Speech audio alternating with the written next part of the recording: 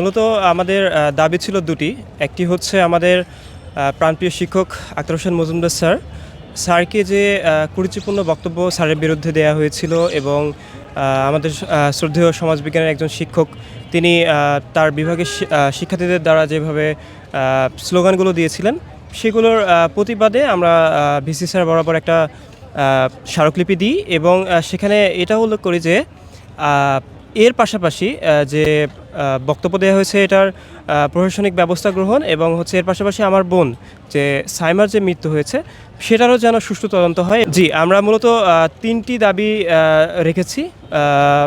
আমাদের যে শ্রদ্ধেয় শিক্ষক সমাজবিজ্ঞানের আমিনুল ইসলাম স্যার তিনি যেন প্রকাশ্যে ক্ষমা চান, যিনি আমাদের শিক্ষকদের বিরুদ্ধে এই ধরনের কথাগুলো বলেছেন। আজকে যে বিষয় নিয়ে তোমরা এসেছো সে বিষয়টা খুবই দুঃখজনক। আমাদের সমাজবিজ্ঞান বিভাগের একজন ছাত্রীর যেটাকে আমরা বলবো যে একেবারে অনাকাঙ্ক্ষিত এবং দুঃখজনক মৃত্যুর কারণে পরবর্তী যে পরিস্থিতি হয়েছে, একটা প্রক্রিয়ার মধ্যে আমরা ছিলাম, সেখানে প্রক্রিয়াগুলো যেভাবে চলে সেভাবে চলছিল।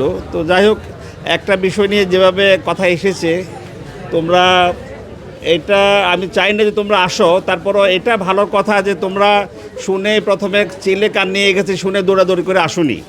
টানা তৃতীয়বার অর্জন করেছে দেশের সেরা সুপার ব্র্যান্ড স্বীকৃতি বসুন্ধরা টিস্যু। এটা হচ্ছে ভালো কথা, কারণ হচ্ছে কোনো কিছু না জেনে না বুঝে এসে শুধু আমার ডিপার্টমেন্টের শিক্ষক, আমার ডিপার্টমেন্টের ছাত্র এজন্য সমাবেশে হুড়মুড় করে মব তৈরি করা, এটা সম্পূর্ণ অনাকাঙ্ক্ষিত একটা বিষয়। তো সেটা তোমরা করোনি, সেটা আমার ভালো লাগছে। তোমরা যদি ওই দিনে আসতে আমার আসলে খুব খারাপ লাগতো যে না তোমরা এসে গেছো কোনো কিছু না বুঝেই।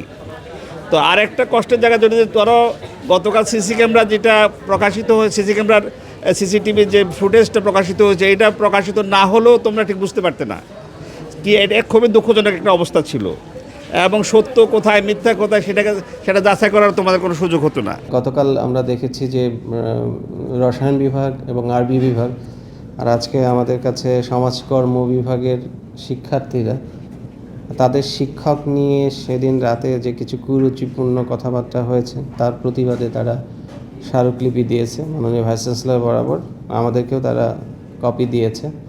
তো বিষয়টি আমরা নিয়ে ভাইস চ্যান্সেলর মহোদয়ের সাথে হয়তো কথা বলবো আর কি, এই বিষয়ে কী পরবর্তী কী করণীয়। এখন পর্যন্ত আমাদের কাছে এই মুহূর্তে কোনো আপডেট নেই, তবে যেহেতু ছাত্ররা এই দাবিটি জানাচ্ছে নিঃসন্দেহে আমরা এটা অবশ্যই